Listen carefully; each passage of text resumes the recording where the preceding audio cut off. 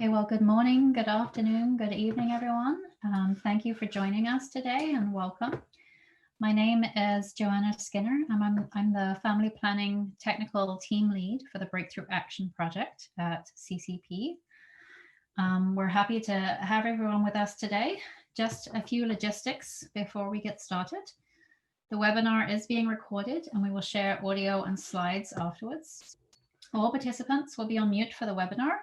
Please also turn off your video as this will help those with lower bandwidth. There will be time for some Q&A after the presentation, so please add your questions to the Q&A chat box as we go at any time, and we'll try to get to as many as we can at the end of the presentations. Before turning over to our moderator for today, I'd just like to share some background on this webinar series. In the last 5 years, the family planning community has had renewed energy to prioritize family planning and national health strategies and advocate for increased funding for family planning through development and implementation of costed implementation plans. Despite this commendable and coordinated effort, however, in many cases, there's still a lack of coordination and prioritization of social and behavior change, or SBC, for family planning. And unfortunately, this has resulted in a duplication of efforts in some cases and critical gaps in others. As such, Breakthrough Action, which is USAID's flagship SBC project, has worked with numerous donors, coordinating mechanisms and implementing partners to develop and validate a global shared agenda for SBC and family planning. The shared agenda, which is available on the project's website and will be posted in the chat box, outlines 5 priority areas for enhanced coordination in SBC for FP. Improving SBC for service delivery, supporting social change for family planning, understanding and meeting the needs of youth, increasing coordinated investment in SBC for family planning, and lastly, focusing on Francophone West Africa.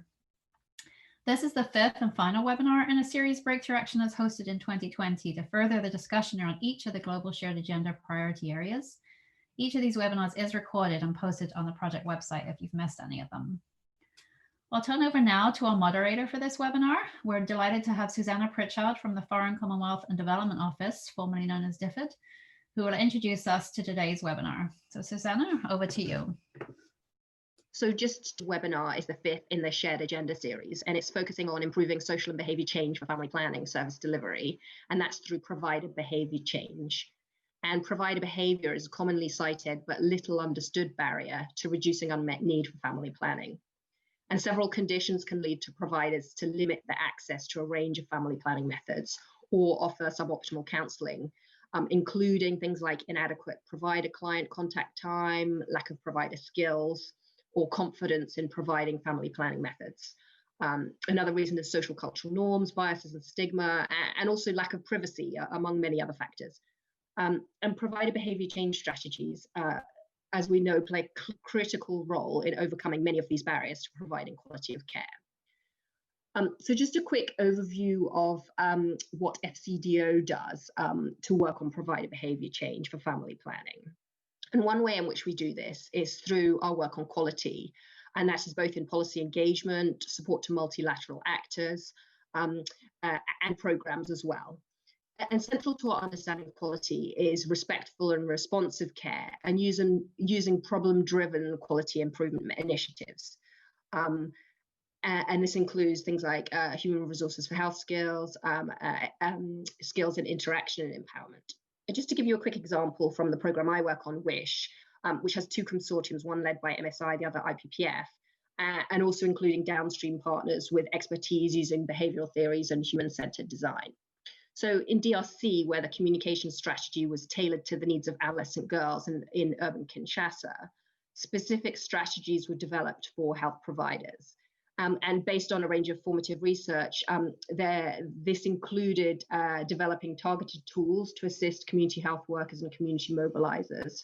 They created tailored referral cards. So during sensitization and mobilization activities, adolescent girls could select what kind of experience they want at the health facility, and then they would give the card to the health provider when she reached the facility. And then the provider would provide the service to meet those needs as specified on the card. And another example is they developed inclusive service guides in order to help health providers offer better services to women with disabilities by giving them tips and guidance for each category of disability. So just to quickly introduce you to the speakers, today we'll hear from 4 excellent speakers. First, we have Heather Hancock, a Senior Program Officer for Breakthrough Action at the Johns Hopkins Center for Communication Programs. And she'll share some key findings from the development of the provider behavior ecosystem, which offers a holistic view of the diverse factors that influence provider behavior. And next, Sanyukta Mathur, a Senior Technical Advisor for Breakthrough Research at Pop Council, and Martha Silva, a Data Strategist and Innovation Team Lead for the Breakthrough Research at Pop Council. And they will share their work on developing validated tools for provider behavior change and family planning. Third up, we have Samantha Law-Wild, a Senior Specialist in the Global Health Division at Chemonics. And she will provide a gender competency framework along with recommendations for identifying needs and increasing provider gender competencies. And finally, we hear Alice Molinier, a consultant for breakthrough research at Camber Collective, who will share the key findings from expert interviews on provider behavior change in Niger, Togo, Burkina Faso, and Cote d'Ivoire. And lastly, just a reminder, there will be time for Q&A, so please do put your questions in the Q&A chat box and someone will be there to monitor them. So thanks very much and really looking forward to it. Heather, over to you. Thank you so much, Susannah. I'm really excited to be here today. Good morning, good afternoon, good evening, wherever you are. I'm excited today to frame some of our thinking around provider behavior change by sharing some of the work that Breakthrough Action has been leading. This work really is aimed at helping all of us to think more systemically about provider behavior. Next slide, please. To begin today, I wanted to highlight a couple of perspectives that are really foundational in the way that we view providers, and so also in the way that we approach provider behavior change. The first is that providers are critical connection points in the health system. They are the ones who really have those regular interactions with clients, and through those they have tremendous power to shape health outcomes. And as such, they should be seen as part of the solution. The second point is that providers are people, and their behavior, just like all of ours, is influenced by multiple factors, things like beliefs, policies, knowledge, attitudes, the support that they receive, the perceptions that they have, norms that are relevant in their community, the experiences that they have had, expectations from clients, the kinds of resources that they have available, and more. So providers are not a problem to be fixed, but rather they are an audience that we need to understand, support, and influence. And if we want to carry out effective provider behavior change initiatives, we need to understand what influences provider behavior. Next slide, please. So as we try to understand what influences provider behavior, it's really essential for us to recognize that providers operate in complex systems. Not only are there many factors that are influencing provider behavior, but those factors interact with each other in often synergistic and sometimes unexpected ways. And a change in one part of the system can impact another part of the system. And that's why it's so important that we think systemically when we're designing, implementing, and evaluating provider behavior change initiatives. Next slide. So in response to all of this, Breakthrough Action has collaboratively developed a provider behavior ecosystem map. And this ecosystem is still in the final stages of development. We're hoping that it will be publicly available in the next 3 or 4 weeks. But I wanted to share today some of the core concepts that we've been working on. And I also want to acknowledge that there has been a very large group of people from lots of different organizations, donors, and implementers that have been working on developing this map together with us. And the ecosystem map is a thinking tool that aims to help those working in family planning and reproductive health understand and consider the diverse factors that influence provider behavior, to understand how those factors interact with each other in this system that we've been talking about. And all of this with the goal of helping users think more holistically about provider behavior change and to design, implement, and evaluate more supportive provider behavior change initiatives. And this ecosystem map addresses factors that influence mainly facility-based providers, particularly those working in family planning and reproductive health. Next slide. So the provider ecosystem describes the actors, the individuals and groups, and also the entities, the organizations or institutions that influence provider behavior. And you can see here in the middle of this model, in the map, the actors and entities are organized by their level of the social ecological model, which again speaks to the dynamic interaction between multiple levels of influence, of influence on provider behavior. And as you can see here, the map defines each actor and entity and how they influence provider behavior. So I've just put up one example here on this side, that one of the entities that is included in the map is religious institutions. And you can see the definition and why it's important for provider behavior. Next slide. The ecosystem map is organized according to influence factors, which are the overarching groupings of key actors, entities, and other elements that influence provider behavior. And in the map, there are 7 influence factors. As you can see here, the individual, personal relationships, the client experience, community context and social norms, workplace environment, health system governance, and country and geopolitical context. And here I've just placed another example. If we take a look at the workplace environment factor, we can see that the influence factor is broken down into subcategories of the people who make up the facility, the culture of that facility, the infrastructure of the facility, and also workplace governance. Next slide. Each of those influence factors that I just highlighted has a number of elements that are known to shape provider behavior, and these are the components in the ecosystem. I've put up just a list of the components for the health system governance influence factor so you can get a sense of what the actual components are.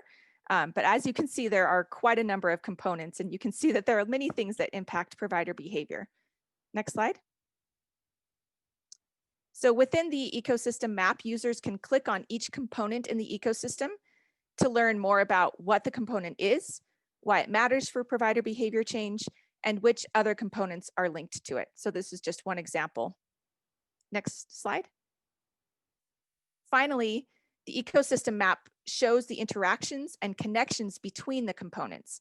These are the interrelationships, and they allow users to understand the linkages that they may not have otherwise considered.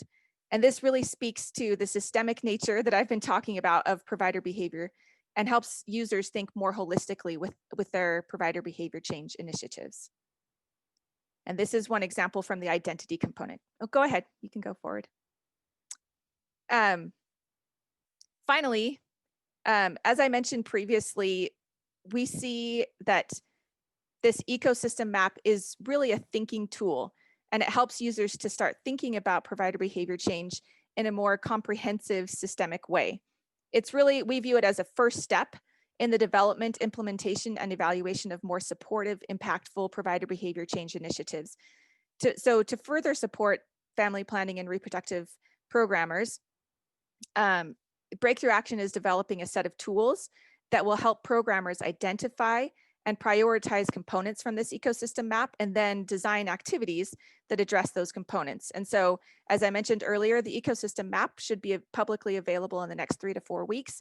And then these companion tools that we will be developing will be developed over this next year.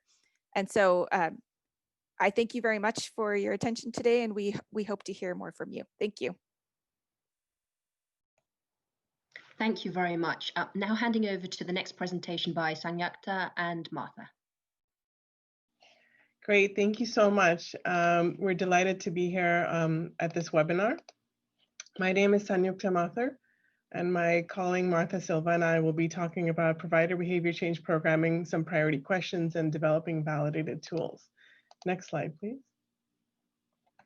As you've already heard from Heather, there have been some tremendous strides that have been made in social and behavior change programming, which at its core is trying to raise awareness, reduce misinformation, and address the barriers that prevent individuals, families, communities, providers from practicing life-saving behaviors to improve health outcomes. And despite major successes in influencing population-level behavior change, SBC knowledge gaps still remain across health and development sectors, particularly as new and emerging SBC approaches are applied. Building on past efforts by USAID and WHO, breakthrough research with input from USAID and implementing partners has been working to identify some cross-cutting SBC knowledge gaps and implementation science research and learning agendas for select SBC themes.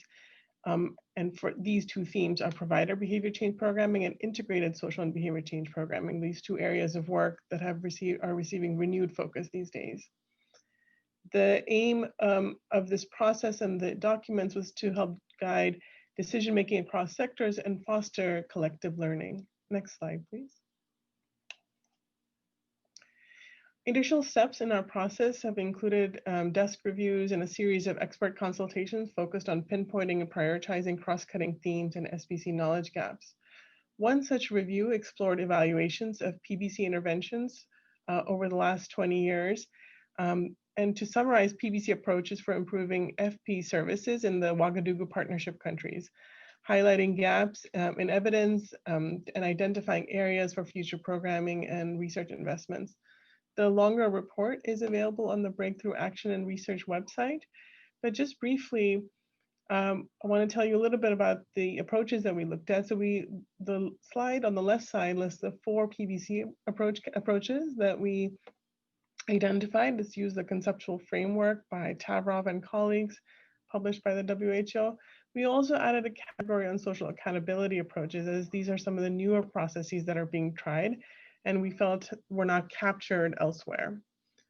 On the right side of the screen, you see some of the key findings from this landscaping review. The longer report is, as I said, again available on the website. But what we find, for instance, is that PBC interventions aim to address provider knowledge and clinical competency through supervision and trainings. And that was the focus of the majority of the PBC interventions. There was limited evidence around approaches used to address provider attitudes and provider biases, like values clarification approaches. There was also limited evidence on social accountability and incentive-based approaches. We also found, for instance, that quality of care was not addressed in most of the reviewed evaluations. The few studies that examined quality of services examined provider perspectives on quality only. So there's a lot of work still to be done in how we are assessing provider behavior change interventions. Next slide, please. Through these types of reviews and a consultative process with over 300 stakeholders, including SBC program implementers, researchers, and donors, we developed a research and learning agenda focused on provider behavior change programming, generating a set of prioritized research questions to enhance SBC in complex real-world settings. These prioritized questions in the RLA are intended to have broad applicability at global, regional, and local levels and across health sectors. They're meant to be adapted and refined to suit specific programmatic and geographic contexts. For the provider behavior change research and learning agenda, RLA as we call it, the priority questions are grouped into 4 key areas of inquiry. So the first set of questions, and this speaks well to the ecosystem that is being developed by BA and Heather just spoke to, is around organization characteristics and values. For instance, what is the potential unintended, both positive and negative consequence of individual, household, community, or health system level programming? There is a set of questions around intervention strategies, a set of questions around effective PBC approaches, and of course, measurement, which we will be speaking about today. Next slide, please. And one of those priority questions is really around how to best measure provider attitudes.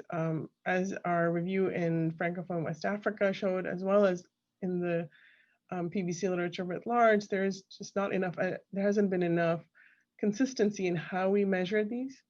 And so I'm going to pass to my colleague Martha now to tell us a little bit about some emerging work unpacking the potential drivers of provider attitudes. Martha? Thank you, Sanyukta. So as Sanyukta has just mentioned, I'm going to briefly talk about some of the work that Breakthrough Research is developing in DRC, and this is in collaboration with the D4I project as part of this measurement agenda to develop measures for provider attitudes. And particularly in our case, we wanted to focus on attitudes that could potentially have effects on provider behavior in multiple health areas. And then I'm also going to provide a high-level summary of some initial findings of what are the potential drivers of provider attitudes that may affect respectful client-centered care practices. Next. So here is a visual summary of the 2 research and learning questions that we're tackling. And we started this work early last year by reviewing the literature and conceptual frameworks that are commonly used to inform provider behavior change work. And also more recently, we incorporated early iterations of Breakthrough Action's provider behavior change ecosystem that Heather just mentioned at the beginning of the session. So we're presenting here a simplified version of a more detailed conceptual framework that is guiding our work. And in this framework, we care about what drives provider attitudes for their potential to influence provider behaviors that affect healthcare provision and in turn may affect clients' experiences and use of services. Next. So today we are only talking about the first part of the framework. Next.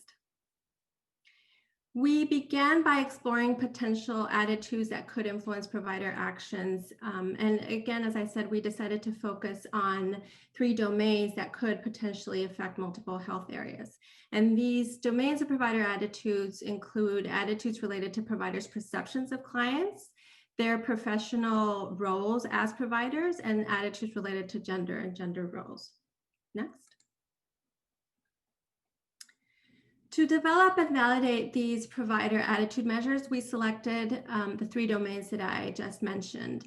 And in the interest of time and also considering what other speakers will cover today, I will focus on the domain of providers' perceptions of clients. Last year, in collaboration with D4I, we developed the set of survey items to measure these 3 domains of provider attitudes. And in late 2019, D4I fielded a facility assessment and provider survey that included the provider attitudes module. And the survey was fielded in 6 provinces in DRC with a sample of 1,143 providers in a total of 460 facilities. We then conducted reliability analyses for scale construction. Next. Here you see the individual items for the provider perceptions of clients domain. These items had response options ranging from strongly agree to strongly disagree. And you can see that items were both positively and negatively worded, meaning that for some, if you agree with the statement, you may have what we would consider a positive attitude towards clients, while for others, if you disagree with the statement, you would have what we would consider a positive attitude towards clients. So once we conducted reliability analyses, we learned that the reliability of these items of scales was below 0.7, which is the lowest generally accepted reliability for scale construction. So given this low reliability, we are continuing with qualitative research in collaboration with Breakthrough Action to improve the content and construct validity of these items and proceed with further testing and validation. So this is a stay tuned for more to come related to provider attitude scales. Next. So the second part of this activity that I wanted to share with you briefly today is the exploration of factors that might be associated with these provider attitudes. And we explored associations with the individual survey items, given that the scales are not yet ready. We still wanted to start to glean some preliminary findings of what could potentially drive provider attitudes. Next. So we used multivariate probit models clustered by facility, and I'm going to go through just very quickly some high-level results highlighting significant associations. And I highlight associations with positive provider attitudes towards clients in green and associations with negative provider attitudes towards clients in red. Next. So moving on to these high-level preliminary results, the column on the left are the potential drivers, and the column on the right shows the survey measures we were able to use in this data set. So you can see that experience of violence or threats from clients or their families in the last 12 months was associated with more negative attitudes towards clients, specifically with statements such as patients are not grateful for providers' efforts and patients are not educated enough to make good decisions about their care. Similarly, providers that listed among the top 3 difficulties that they face on the job that patients come to the clinic too late were also more likely to express negative attitudes about clients, thinking that patients make bad decisions no matter what the provider tells them. Moving on to the skills training, skills training, we see that receiving any kind of training that could be classified as SBCC or community engagement was associated with more positive attitudes towards clients' ability to work hard to improve their health when given the right information. And this is compared to providers who just received clinical training. Those who only received administrative or management training were less likely to have positive attitudes towards clients, again, compared to those who only received clinical training. Moving on to job conditions, we see that the satisfaction with work environment is associated with positive attitudes towards clients, particularly that clients are grateful for providers' efforts and that engaging patients in discussions leads to better outcomes. I'm going to jump lastly to mention the management and peer relationship seems to also be important. And providers who have experienced violence from peers or their supervisors in the last 12 months were significantly more likely to express negative attitudes towards clients, similar to what we see those experiencing violence from clients. Next. So just to conclude, thinking through what implications this work may have specifically for family planning, I just have 3 quick thoughts to offer. We can see that providers exposed to approaches such as interpersonal communication, counseling, and community engagement training are more likely to have more positive attitudes towards clients, which is certainly encouraging. Secondly, we began this work hypothesizing that empathy for clients among providers would be an important driver of provider attitudes and behaviors, but we don't yet have a lot of evidence of what PBC approaches can be most effectively leveraged to increase empathy among providers and clients, and the effect that this can have on provider and client level outcomes. We also see need to foster empathy for providers among clients, given providers' reported experience of violence from clients. And more generally, the environment providers experience in the workplace matters and potentially plays an important role in shaping provider attitudes. In terms of gaps we have not been able to address through this research, measuring elements of socialization and testing the extent of their association with provider attitude is something that we have not yet been able to address, and we hope to continue working in this direction. Thanks. That was excellent. Could we swiftly moving on to Samantha next, please? Hi, thanks. I can go ahead and get started. So my name is Samantha. I'm a senior specialist with the Global Health Division at Commonwealth International, and I work with the HRH 2030 project, which is Human Resources for Health in 2030. And today I'm going to be talking about gender competency for family planning providers. And I'm delighted to build off of the previous presentations and really dive into one technical component of improving quality of services. Next slide. So as some of the presenters have already mentioned, around the world, gender norms really influence the ability of individuals, couples, and families to meet their desired family planning needs. Decisions about whether, when, how often to have children or to follow through with a chosen family planning method are intrinsically tied to gender. And by gender, we mean how society ascribes day-to-day roles, rights, and responsibilities to women and men in society. Gender norms, constructs, roles, and relations can significantly impact health outcomes and people's access and acceptability of health services.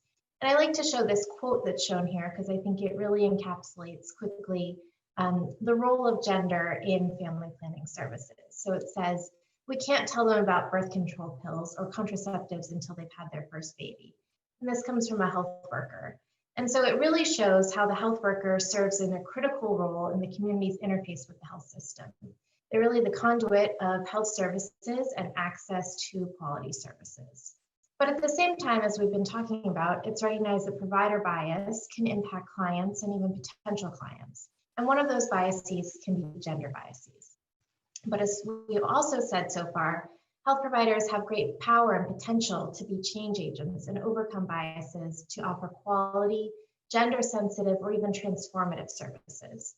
And our thinking is that with awareness and the skills to incorporate gender into services, the provision of care can improve and health workers can support clients, including access and use to family planning. But with all of this said, there's been limited guidance or resources for providers to be aware of gender and reduce their own gender biases and incorporate that into their services. Next slide. So the HRH 2030 program, in collaboration with USAID's Office of Population and Reproductive Health, created what we call the Global Gender Competency Framework for Family Planning Providers.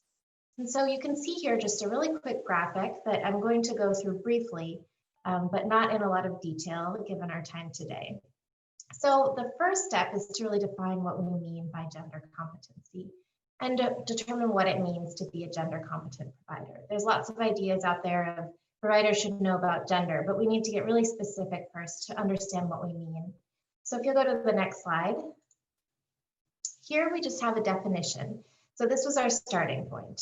So a gender competent family planning provider strives to apply the needed knowledge, skills, and attitudes to create equitable opportunities for women, men, girls, and boys to make voluntary and informed family planning and reproductive health decisions based on their needs. And this is done through 6 different domains.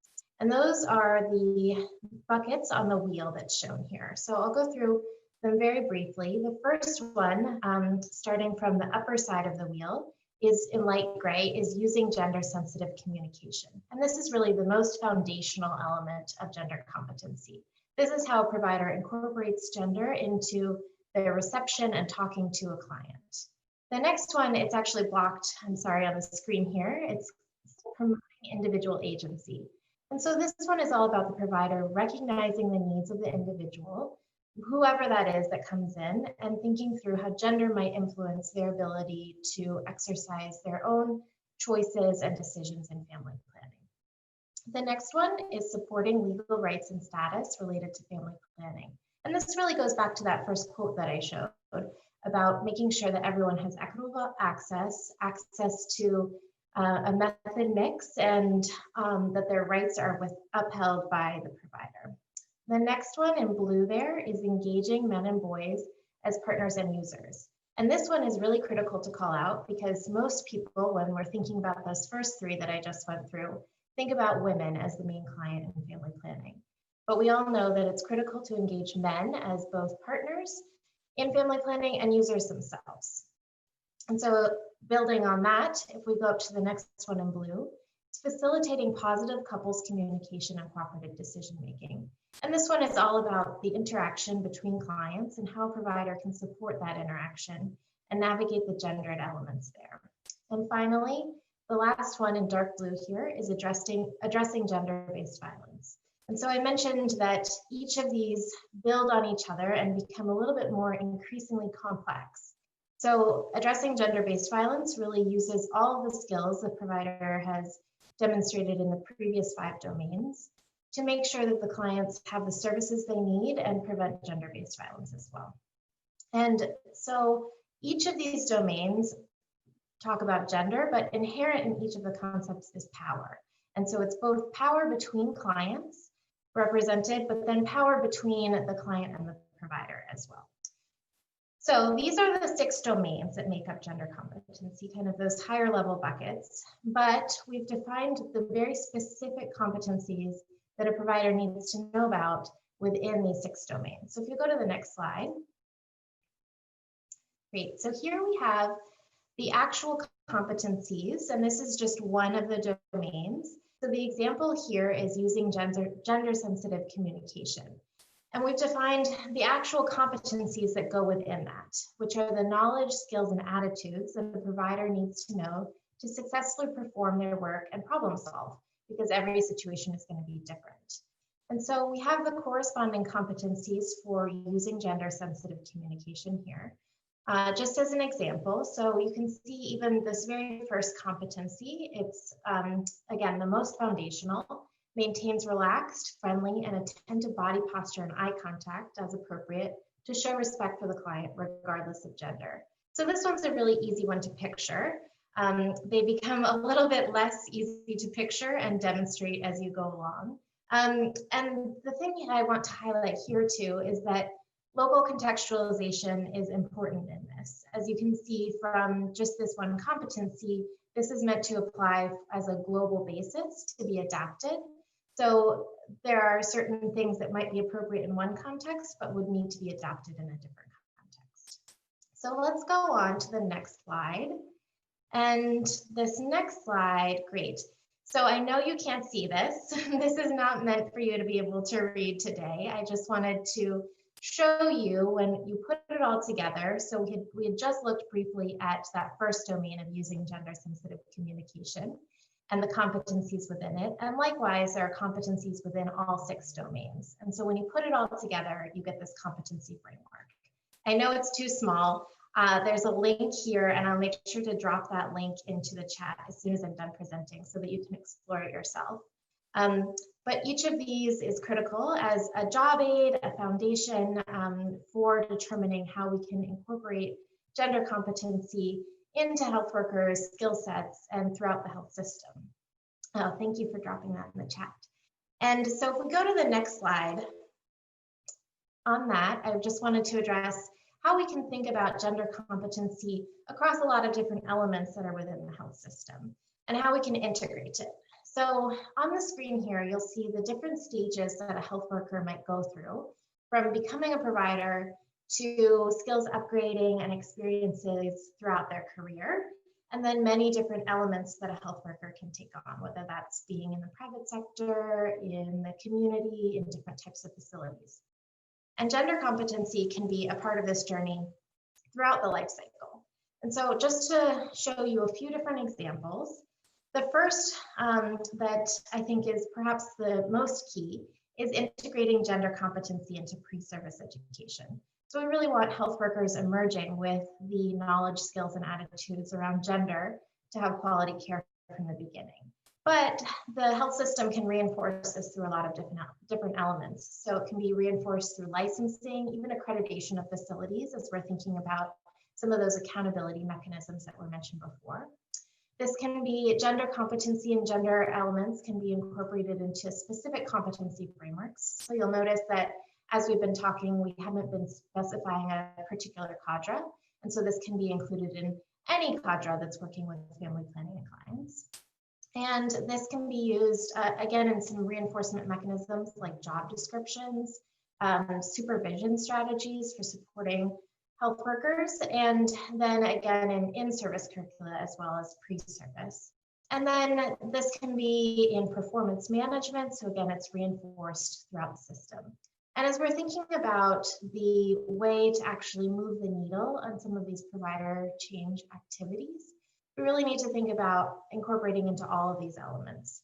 And so a provider needs to have the training in order to understand some of these newer ideas, but then also supportive supervision and resources. And so, for example, a provider needs the room for doing private consultations and ensuring confidentiality. They need a whole range of methods in order to offer equitable services to anyone coming in. So this is just to show you the broad strokes of how gender competency can fit in. But if you go to the next slide. So I mentioned that training is obviously going to be one of those key steps. How do we actually impart the information to providers? And so HRH 2030 is developing a training. It'll be an e-learning training, which is particularly relevant for our current context and making sure that people can access this. And so on the screen are just a few screenshots to give you an example of what the training will look like. And once this is ready, this will obviously be a practical step for learning about gender competency, but a few other ways that we can think about practical ideas in gender competency. And I think one of the first ones is to determine what providers already know about gender and power. And they know a lot. They might not think about gender and power in these terms, but they've already been incorporating some of these aspects into their work. So for example, many of the concepts that are in the gender competency framework and think about gender and power really overlap with elements of voluntary and informed choice. So providers already have a baseline here. The other way that I've mentioned before is incorporating elements of gender into supportive supervision. So really determining how providers are thinking about the gender aspects and quality improvement. And then I've mentioned contextualization before, but another practical step is really understanding the specific gender considerations in the community and what would need to be adapted to be tailored to the particular context. So a few examples. Would you mind wrapping up, please? Yes. Thank you. So a few examples might be understanding the laws and policies that influence the context. So is spousal consent required in the community? Are there practices such as genital mutilation and cutting that are common? What terms are familiar to people and what would need to be explained more to be relevant? And what level of health system sophistication is there in responding to elements such as gender-based violence? So for example, in the Philippines, where we tested out this framework, there were a lot of resources and the system was developed for responding to gender-based violence. And providers, even if they didn't have a clinical training, really knew about this and signs and symptoms. Whereas in Ethiopia, where we also tested this out, we would need to take it down a notch and really define first what we mean by gender-based violence. And so just to wrap up and leave you with, if you'll go to the next slide. Great. So it would be great if you could close up now, please. Thank you. Yep, got it. We're short of time. So these are just the examples of demonstrating gender competency that I think really bring it to life. And this is a screenshot of the technical brief where you can dive in more. And like I said, I'll drop that, or I think somebody else already did, in the chat so that you can peruse and learn more. And I'll leave it there. Thanks so much. Thank you, and sorry to interrupt.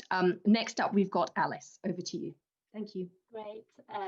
Really nice to meet everyone. My name is Alice Molinier, and I work for Commonwealth Collective. We are part of the Breakthrough Action Project. So today I'm going to talk about a survey that we conducted in West Africa, so in Niger, Togo, Burkina Faso, and Côte d'Ivoire, that look at some of the key challenges that providers are facing when it comes to providing family planning services. Next slide, please. So some context which has already been covered.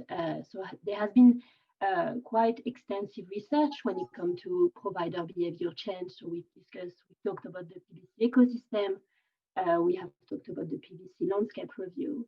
But what has kind of really been missing is kind of practical recommendation on how to implement provider behavior change intervention in the West Africa region.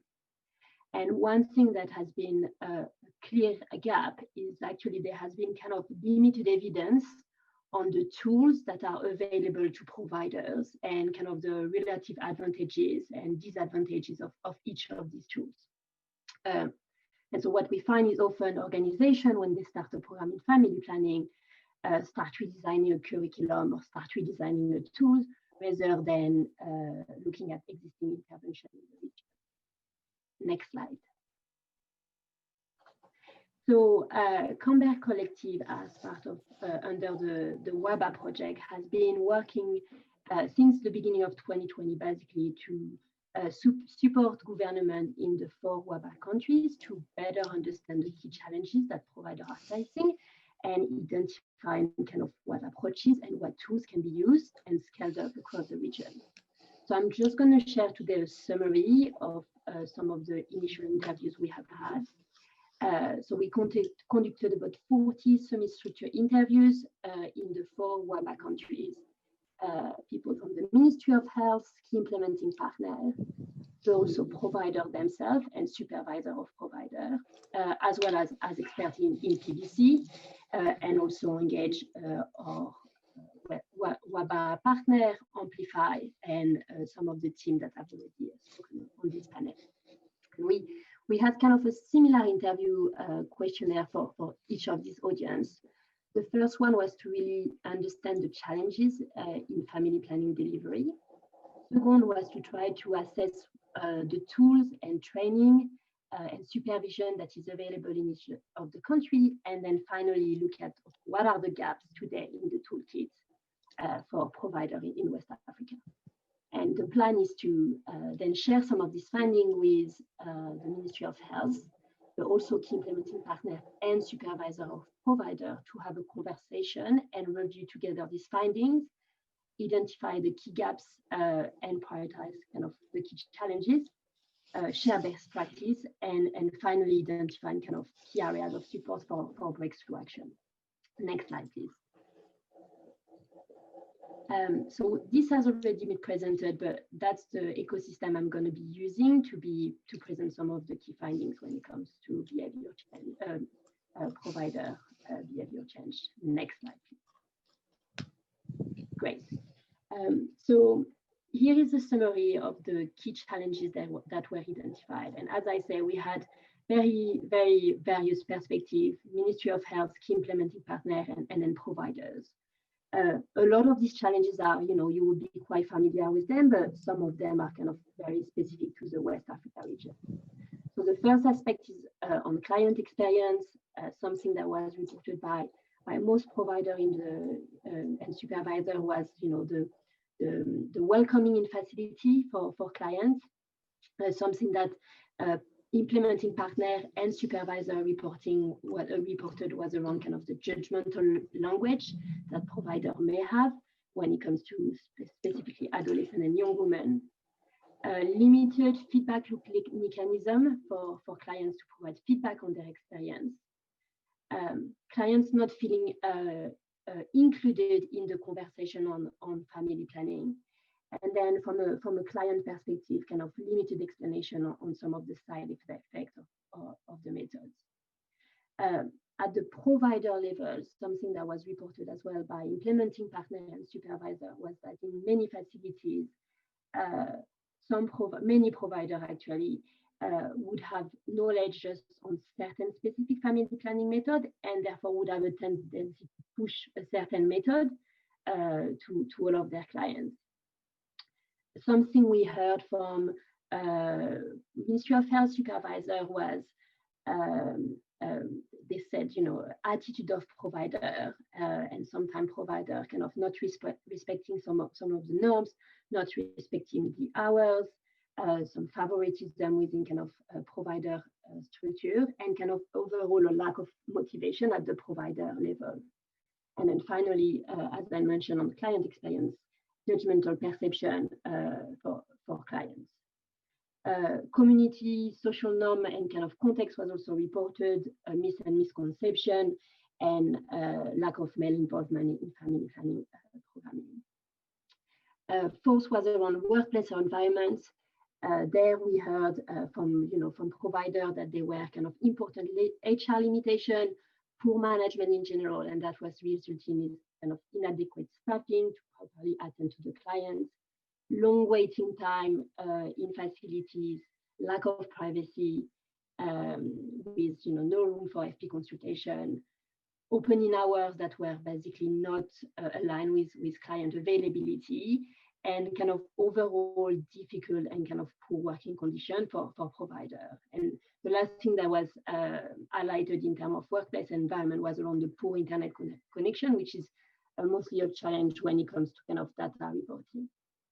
And finally, when it comes to governance, policy and guidelines, first shortage of tools and equipment, and that's what we were initially interested in. Tools that are not always adapted to the field. So you would hear policymakers saying that there are tools available, but then you would hear providers saying, basically the tool that I'm given require 30 minutes kind of consultation, which I do not have when I'm seeing 110 patients in one morning. Cost of services was an issue, and that was reported by provider. And here is because women in some places have to pay for services, and this is particularly an issue for long-term methods when women want to have their method removed and are not able to have their method removed because of a lack of inability to pay for services. Funding, lastly, inconsistent funding for PBC that mostly came from Ministry of Health that were kind of complaining and saying that partners would be supporting kind of different PBC intervention, that they would not be harmonized and not necessarily following kind of government kind of guidelines and processes. And then generally kind of a lack of supervision and training, but mostly because of lack of funding. Next slide, please. So the kind of issue we've just looked at, I think, are quite general, across Africa. But something that was really interesting in our research is depending on who we were talking to, the responses we were getting were actually quite different. And so first example is we heard from implementing partner and maybe government that there was like a lack of motivation, poor attitude, sometimes non-respect of norms and opening hours. And then when we speak to the provider, what we are hearing is actually they have like unsustainable working condition, too much workload. We heard, for instance, that provider will often say that they want to attend training and training hasn't happened because they want per diem. And then when we spoke to provider or supervisor, they actually said, some of the supervisor, when we asked when is the last time you went for a supervision visit, they were like, I think it was 6 months ago, when they're meant to be doing that on a monthly basis, for instance. Again, another kind of divergent perspective I've discussed it is we heard from implementing partner that providers sometimes may not understand how to use the tools effectively, like they are not efficient. And then when we spoke to providers, as I say, they would tell us the tools that have been given would require a 20 to 30 minutes consultation, which I do not have. And then lastly, again, talking with Ministry of Health, we heard that there were tools that were readily available that provider had, for instance, boîte à images, I'm using the boîte à images, but anyway, tools to be able to consult their clients, that they had, a tool to be able to explain the method and the side effects. And what we found out in the field is actually, except for facilities that are actually working with partners, the tools are fairly limited. Next slide, please. So that's an example of some of kind of the picture we've received, and this is both from Côte d'Ivoire and Burkina Faso, where speaking to implementing partner, providers are meant to be equipped with tools to consult family planning clients. And when we spoke to the provider, the one on the left was saying, and the message we received was, this is the traditional tool we are all using to consult on family planning methods.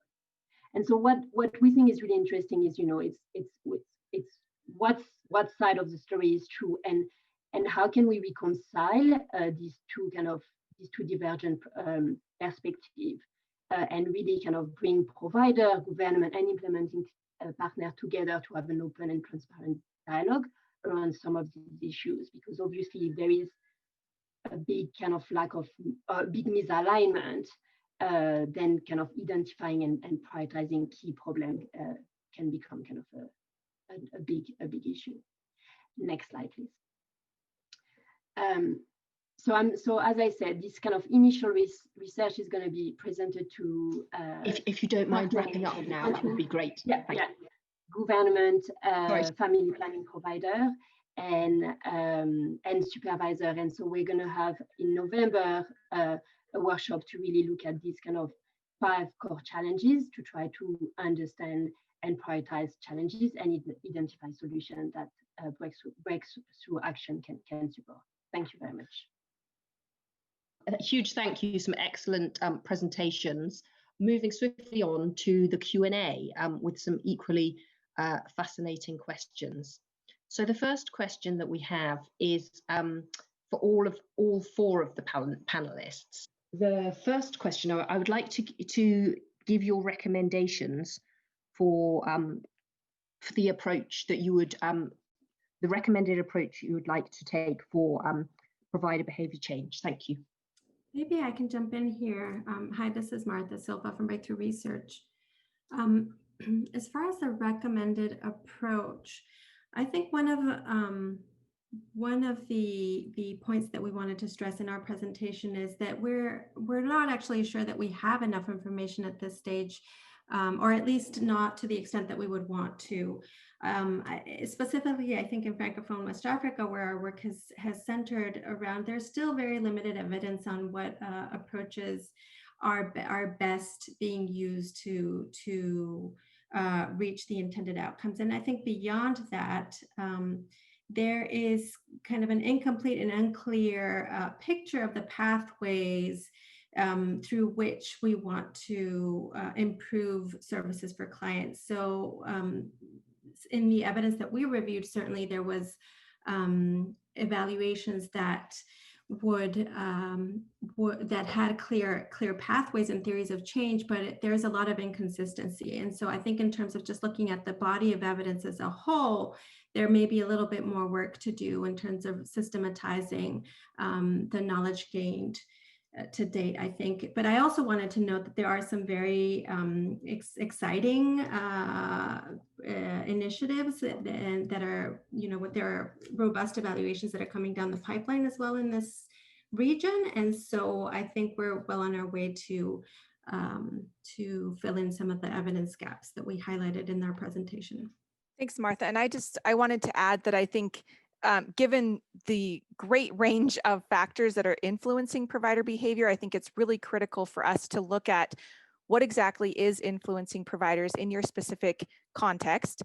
And then once you are understanding those factors, designing your strategies appropriately and accordingly.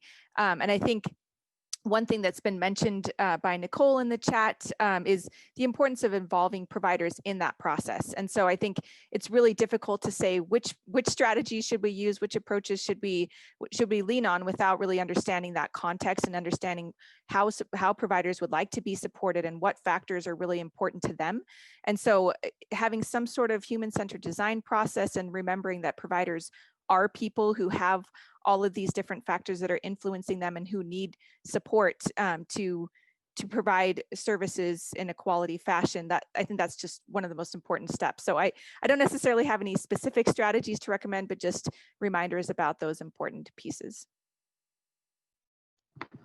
Thank you. And would any others like to add what you think are the most pressing issues you think should be focused on in provider behavior change? Thank you. Samantha, then Alice, thanks. Thanks. This is Samantha with HRH 2030 and Chemonics. And I think really building off of what Heather was speaking about, I think it's important to understand some of the issues that providers might be unaware of or missing in client needs. And the one that comes to mind for me in thinking about gender competency that we saw when we tested this out in the Philippines and Ethiopia was that most of the time providers are seeing female clients, I'd say 99% of the time. But when we dig down a little bit deeper into decision making, sometimes about family planning choices and reproductive health, men have a substantial role in that decision making piece. But they're often not in front of the provider. And providers don't have a lot of the skills or experience to navigate some of these dynamics. And so I think it's important to recognize those motivations from a provider, but then also thinking through one level further in terms of supporting clients as well. Thank you. And Alice, one pressing need you have prioritized. Yeah. So mine would be about like, how do we make things simple? Because what mostly came out from our research was there was kind of a discrepancy in terms of the complexity of the solution and the fact that there were just some basic building blocks around provider behavior change that were not implemented in facilities. And so kind of really understand what provider need, but also thinking kind of what are these basic needs before developing fancy tools and fancy approaches. Excellent. Thank you very much. Now we're going to take questions one by one, and we'll start with Heather. The question is, how is the PBC ecosystem approach different or similar to values clarification, attitude transformations in changing provider attitudes and action? I understand Danette has responded to this question, but Heather, would you like to give a quick comment? Yeah, thank you so much, Susannah. And thank you, Danette, for your response. I agree with everything that you said in the chat. I also just wanted to add that, the ecosystem is really meant to be a thinking tool about what is influencing providers so that we look at things more holistically. And so it doesn't necessarily endorse one particular strategy or approach over another. So the values clarification sorts of activities, that's one approach to addressing various factors that might influence a provider, but there are lots of other approaches that we might want to consider. So VCAT is really important and a great one to consider, but the ecosystem itself is on a little bit of a higher level, helping people to think about what is influencing provider behavior. And then we would go to the step of designing strategies and approaches for addressing the factors that are relevant in your context. Thank you. Moving on to a question for Martha.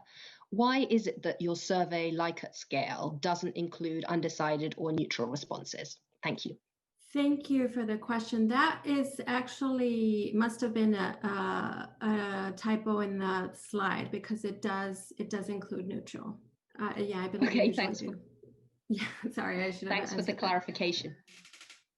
Thank you also for responding to the other questions. I point the participants to look to the chat. Moving on to a question for Samantha. For the places where gender competency has been integrated into service provider training, has there been a change in either the client perspectives and or utilization of services? Thank you. Thank you. Yeah, I'll take this one. And then I think there was another question too about being implemented. I can group them together to say not yet. We haven't gotten to the integration into any curricula stages yet. And in terms of implementation, same thing, but we have been able to test this out, as I mentioned, in 2 different places in Ethiopia and the Philippines. And so I think what's extremely important about that is understanding the complexities and the adaptations required in 2 very different contexts, both in terms of providers' needs, provider existing behavior, system level support that providers have. And so that's a really strong basis for some guidance on adaptation and contextualization for this global framework. And just to say also on the element of changes in provider behavior, another program, D4I, which was mentioned, is working on a tool to assess some of the provider changes. So I think that will be a really wonderful complementary resource as well. Thank you. Moving on to a question for Alice. Knowing that we want to provide family planning commodities and counselling at affordable prices in developing countries, how can for-profit private outlets who want to make a profit be encouraged to join in as providers? Thank you. So I think that's already happening, because we know that in many places actually women are actually accessing services from the private sector when it comes to family planning. So there is actually kind of a private sector market already kind of booming in Africa. So I think that is already happening, and there has been example especially when it comes, for instance, to direct consumer D2C work in kind of Kenya or other places where you have kind of private sector organizations that are now kind of using kind of digital platform to reach women and girls with family planning product, and are actually where women are actually paying for services. And in most places, women pay for services, even in the public sector. So the private sector is actually an option for them, because they also would have to pay a fee in the public sector. Thank you. I've got another question for Martha, since the other one was a typo. Do you have more detailed information on what kind of violence providers experienced, or what kinds of situations precipitated the violence? Thank you. Thank you. So this is a survey. So these were quantitative research, closed structured survey. So we did ask separately about different types of violence, physical, verbal, sexual violence. The percentages that I provided in the chat, which was 15% of providers experiencing violence from patients and 11% experiencing violence from staff, that's combining the different types of violence. Unfortunately, because of the structured nature, I don't believe that we have information about what precipitated the violence, but I will certainly double check just to make sure that I'm not misrepresenting the data. Thank you very much. Now I just wanted to move on to closing out the session. I think we're almost at time. I wanted to give a huge thank you to each of our presenters for sharing their work. Fascinating stuff, and thank you so much to everyone who signed in and to listen to the webinar, and for your thoughtful questions. Apologies for a few technical hitches, but we got there in the end. And just a quick reminder, please do read through the shared agenda and think about how you can share and discuss it at your organization, and how you might be able to contribute to some of the recommendations for this priority to increase the use of social and behavior change approaches in service delivery. And as a reminder, this recording of this webinar will be posted on the Breakthrough website, along with various resources shared today. And you'll now see on your screen a quick brief survey, and the project would really appreciate it if you could take a moment to answer the questions, which would help inform future webinars. So just to close out, say a big thank you for everyone, and wishing you all a great rest of your day and week. That's all from us now. Goodbye.